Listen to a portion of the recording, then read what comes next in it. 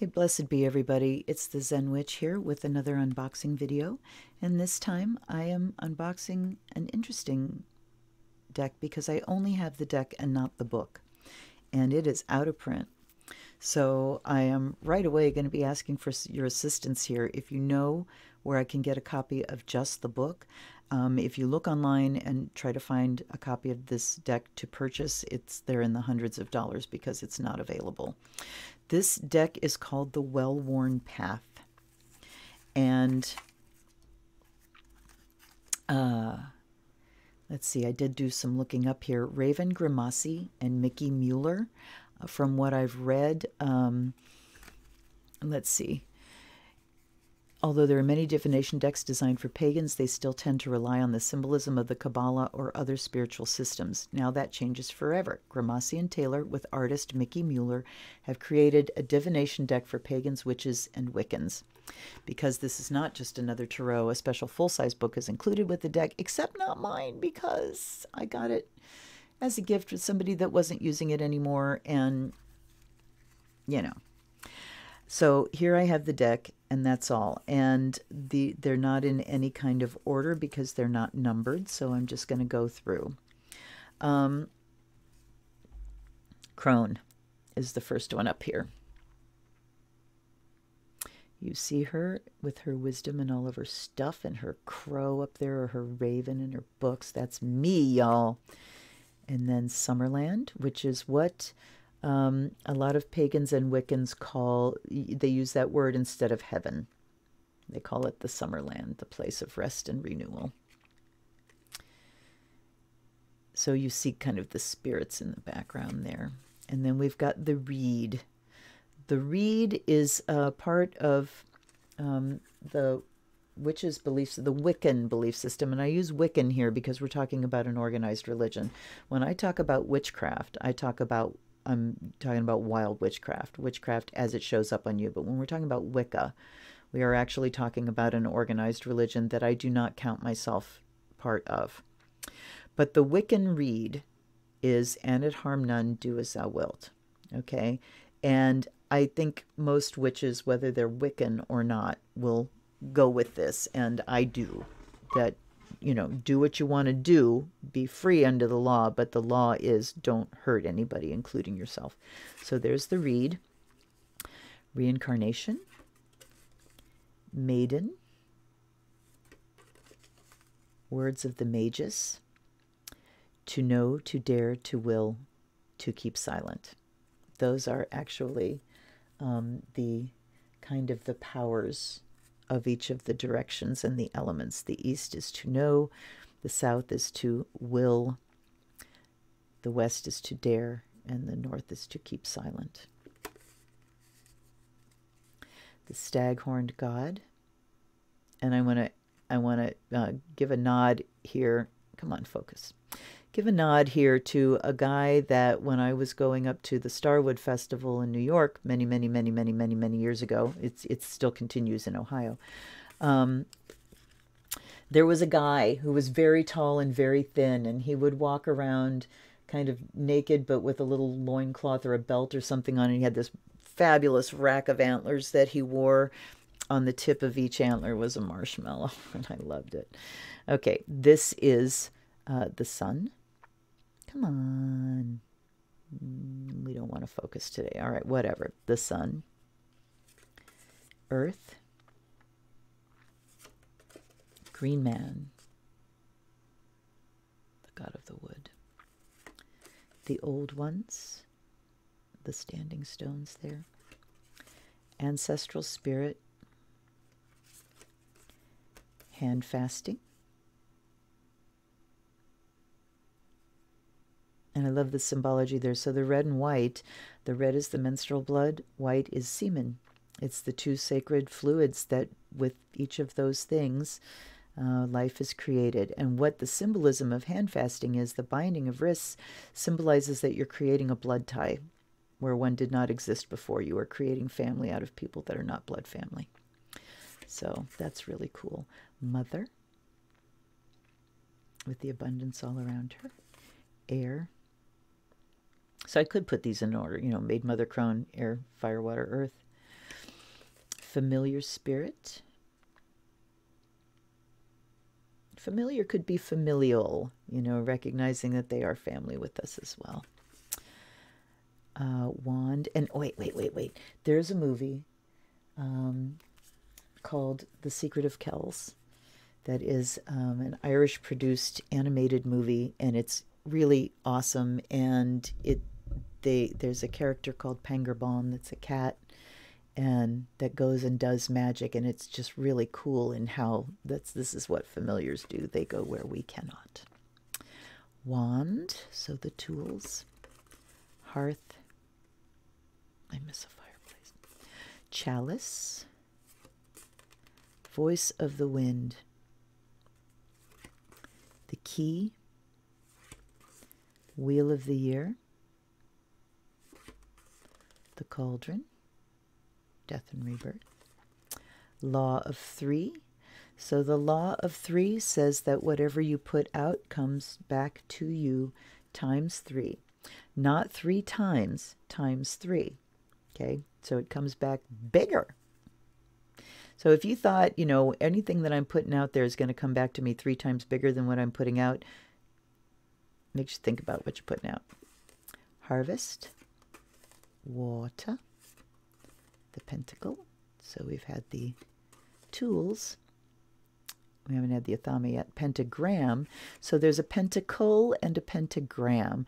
The pentacle is a thing that sits on your altar. It is a tool for, you know, grounding. Some people use their pentacle when they're consecrating. They set things on the pentacle. It's a physical thing. The pentagram is the symbol of the elements, which you see there as fire and as earth and air and water. And I suppose that's earth. I suppose that would be spirit. Okay. Then we have initiation. Cakes and wine. How can you tell somebody's pagan? Cookies and beer are just fine with them. Broom. The crescent-crowned goddess. Isn't she lovely? I like her shoes. The moon. So we kind of have these flames. 1, 2, 3, 4, 5, 6. Okay, 12 flames, and then the 13th at the top. The 13 moons. I like that. The eightfold path. 8 are the ways that lead to, and then you can't read anymore. So the eightfold path, the wheel of the year comes in there for sure. As above, so below. As within, so without. And this is just called as above, so below. Recognizing the interconnectedness of everything. Fire. The crossroads. Athame. The Book of Shadows, where you write down all the stuff you want to remember. The altar with all of the symbols on it. And then we're back to Crone again with the tree and the door on the back. So again, I don't have a lot to say about this deck because I don't have the book to it. I haven't really used it much. I would love to have the book to be able to see like the deeper meanings that were intended for the cards. So this is going to be the shortest video I've done ever, probably.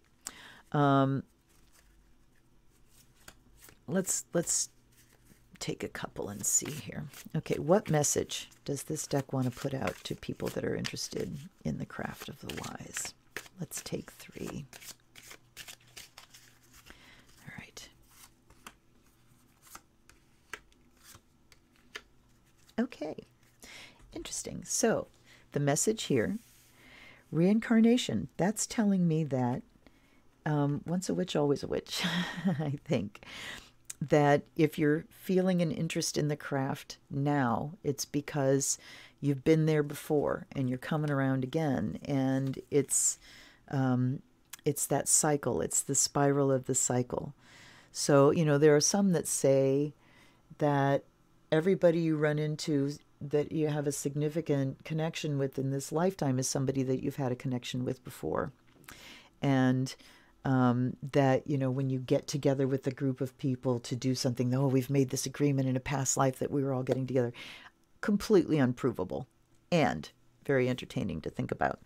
So that's what reincarnation is telling me there, is that if you feel you're a witch, you are a witch. You've got to validate yourself. You know who you are inside. Kind of like with transitioning with transgender people. You know who you are inside. How do you know you're right-handed or left-handed? You know. Validate yourself. Then we have the reed on the inside. And it harm none. Do as you will. So what else do people that are interested in the craft need to know? That what goes around comes around. And what you're putting out there is going to come back to you.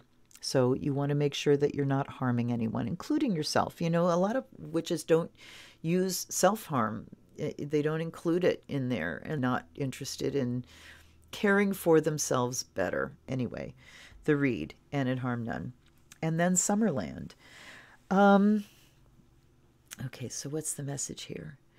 Summerland kind of has the vibe, and heaven in Christianity has this vibe of final reward, and in Christianity they talk about the earth is a place of sorrow and travail, and why do you behave while you're on the earth? So that you can get the good stuff after you die. But witches don't believe that the good stuff comes after you die. Witches believe in celebrating the good stuff while we're here on earth. There's so much to be celebrated of what we can feel and perceive through our senses, and the joy that we can experience through what we can see. I'm looking at my woods out there and just going, how much joy comes through my eyes and how much joy comes through my ears, and the music that I can hear. The sensual delights of what we can taste and touch. And so, yeah, and smell, of course. So all of those sensual delights, witches believe those are sacred and that they are worth celebrating while we're here. Certainly our sexuality is worth celebrating. And when we take these things and lift them to a sacred level, then there's a lot to celebrate in this world. So Summerland for us isn't the final reward. Summerland is where we reunite. The biggest reward of the Summerland is reuniting. And we'll say when someone passes, we shall see and know and rejoice with them again, that we will be rejoined with people that we're missing, and we'll know them, and we will connect with them again. So what is the point of being a witch in this life and practicing the craft? It's so that we can celebrate the here and now, and celebrate our relationships with people, and build the relationships that, once we lose those people, we will be looking forward to connecting with them again in the Summerland. So I hope that made some sense. And it just goes to show you, I've got no meanings that were written for this deck, but, and somebody not grounded in the craft would have an issue with that. They wouldn't understand maybe what Summerland stands for, or what the reed is. It's R-E-D-E, by the way, not R-E-A-D or R-E-E-D. So somebody that's never heard that word, how are they going to know what the reed is? They're going to be Googling a lot of stuff. But for somebody that does follow the craft, it's very easy for me to pull meaning out of these cards. So I would recommend it if you could buy it for less than $200. And if anybody, I keep searching, I go to A Libris and I search to see if maybe somebody's, somebody out there's got just the book and not the deck. Here's the deck and not the book. Somebody's got the frickin' book. So if you find it, if anybody does any searching, or if you know someone that's got just the book for this deck, or even, the whole set that can be bought for not $200, I would appreciate it. It would help round out my collection. It would make me very happy. So again, I appreciate you hanging out with me here in the quiet zone. And I hope that things are working well for you on this Mercury retro. I am recording this during a Mercury retro. It might not be up during the retro. Possibly. Who knows? Anyway, like and subscribe and all that stuff. I'm going to be here even on this tiny little channel. I'm not looking to be a viral YouTuber. I'm just looking to find my community and the people that vibe with me. So I really, really appreciate you being here, and I appreciate a dialogue. I don't like this being a one-way street. I'd like to know what you think, and I'd like to have conversations with you. So hop down below, make some comments, stick your thumb up. That would be nice. And I will see you next time. This is the Zen Witch. Blessed be.